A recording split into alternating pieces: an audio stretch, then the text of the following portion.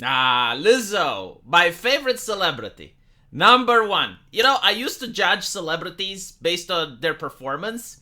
And the media used to as well. Like, there would be an article, oh, look how great Michael Jackson has performed today.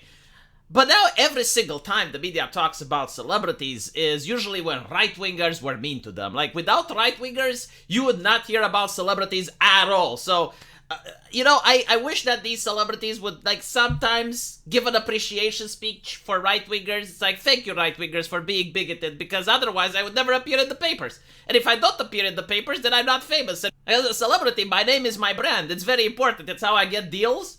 My manager needs me to have a popular name and to appear in the paper. So without you guys, I would be out of a home. I would not be able to pay the bills.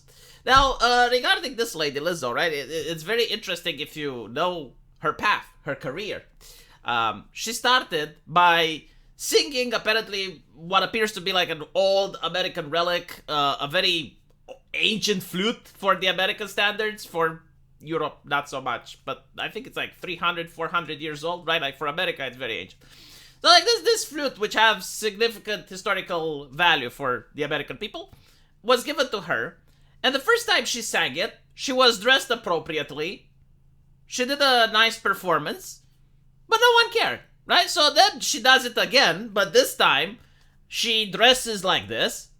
And I believe she was also twerking while singing. Wasn't very impressed with the twerking, by the way. Like, I have seen other performers twerk a lot better. Like, look, we have to rate it, right? Like, you have to rate it. Like, if it's on display, it's on display.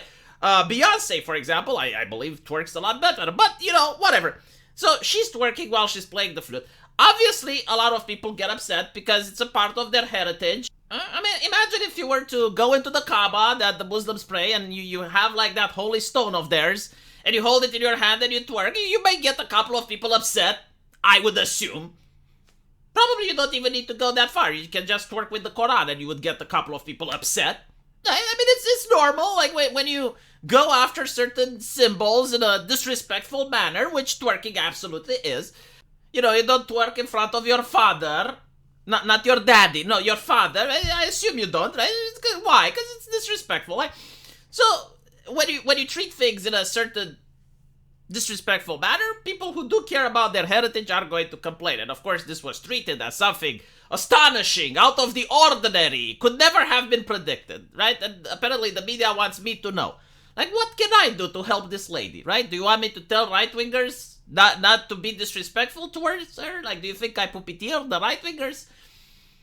If I did, I would have more subscribers, right? If I did, I would have more people clicking the thumbs up. I can't puppeteer people to click the subscribe button, let alone tell them what to do in their day-to-day life. And surely, if I could puppeteer people, the last thing I would do is to waste the resources on going after celebrities. I would, like, form political movements. I would take over the world. I would be like the Klaus Schwab. So no, I don't have this. I see it in the paper. She's upset. Okay, I understand. Sad. Hashtag sad. I'm upset as well when I get people being rude to me. But anyway, regardless. Now she's back in the papers. Why? Because apparently she believes that cancel culture belongs to the woke. Right? Like no, seriously, like, she believes that because right-wingers are trying to cancel people, it's cultural appropriation. Right? Because like, cancel culture is the real outrage from truly marginalized people. I would suggest that she studies a little bit of American history. Cancel culture is not invented by the woke. Like, I mean, even the idea that the woke can create something is laughable. I mean, look, you should fact check yourself the moment you hear something that's strange and bizarre. It's like, hey, did you hear that the woke person created something? Nani? Nani? Like, that should be your reaction. Cancel culture is persecution. Right? Like, people getting persecuted for wrong opinions. I mean, I think the people at Salem were very proficient in cancel culture. I think, like, the first cancel culture may actually be when the church was excommunicating people, but probably even before that. Like, that was what excommunication was. Like, you're cut off from the church. Right? Who cares? Well, the community doesn't deal with you. The community doesn't hire you. The community doesn't buy or sell from you. Good luck. That's what it means, right? So it's literally like persecution. You're being persecuted. the woke did not discover that they culturally appropriated. I mean, if you look at the United States, not even that long ago, you had the piety warriors, right? So the piety warriors were the soccer moms, the moral busybodies, and they would write concern letters whenever a company would hire, let's say, a gay person in a high-ranking position, or someone would make an ad that was offensive on TV. A lot of people are saying that the piety warriors were never as dangerous as the social justice activists. The reason is that the piety warriors didn't have access to social media.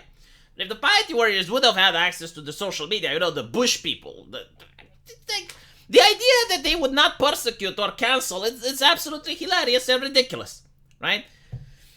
Another point that she brings up is delusional body shamers. I just spoke today with a Blizzard developer, which was crying to me that he was called by his boss to tell him to nerf the tits on a video game character. They were too big. And I'm willing to bet that the same people who support this thing, it's like, oh, well, body shaming, bad, you should never. Okay. I'm willing to bet that these are the same people that complain about Uzaki-chan. Right? Like, if you have a Ushikushi succubus, a succubasu, and you dress her up in a beautiful lingerie, in a revealing bathing suit, oh my god, horrible, oh, the cisgender patriarchy, the cock and balls in the sky, dominating women everywhere with a horrible... Isn't that body shaming though, right? Like, you're not really saying that we shouldn't body shame and we should accept all sizes. No, you're basically saying we should do it on reverse, right? So what was considered not beautiful now should be forced. Like, you should force other people, you should puppeteer them, you should mind control them, you should thought police people into believing that what they don't like they actually like, and what they like they actually shouldn't because it's harmful and dangerous.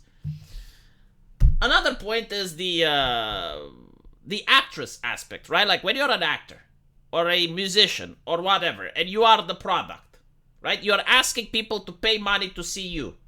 Like, you're not just asking people to be respectful. No, like, you want their money, okay? You want their... I work hard. Okay? I slave over a hot computer 12 hours a day. And I make money. You want my money. You covet my wealth.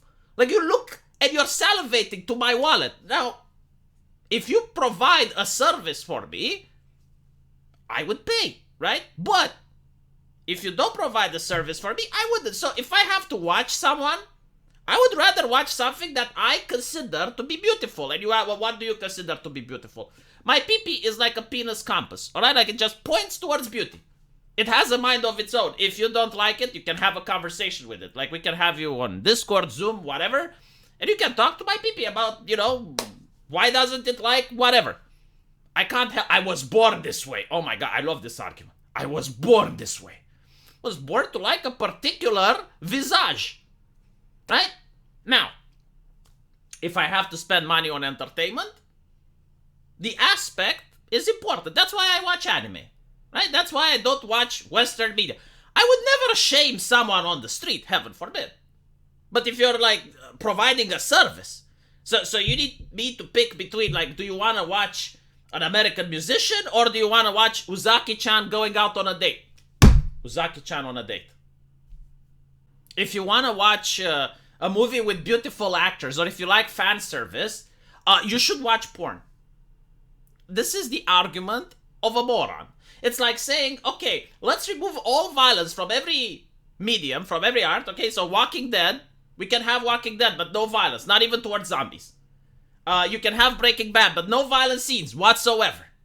And when someone complains, it says like, okay, but like, why? Like, let's have some violence. Like, you should be able to shoot the zombies in the head, because like, that's part of the movie. And I'm like, look, if you don't like it, why don't you watch gore videos on the internet? If you like violence, why don't you watch the gore video?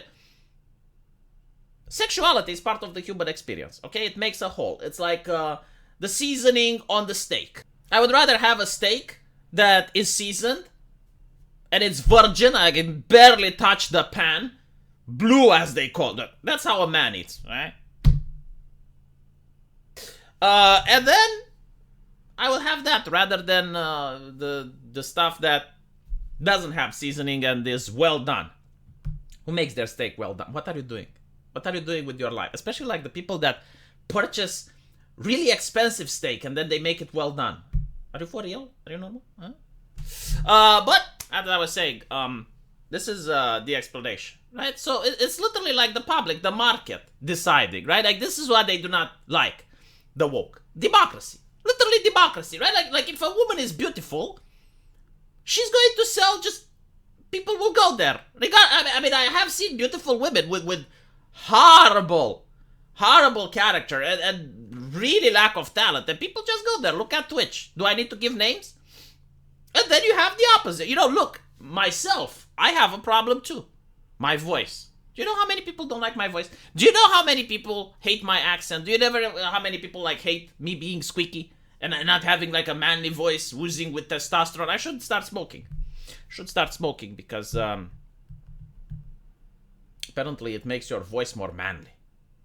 A manly man smokes, right? Wasn't that what doctors were saying? That was the science back when doctors smoked Camel. But until then, what can I do? Nothing to do. So I guess I should be complaining. Huh? Leftists are attacking me because of my voice. Donate to my Patreon. Let me know what you guys think. And as usual, I will see you in the comment section. Take care.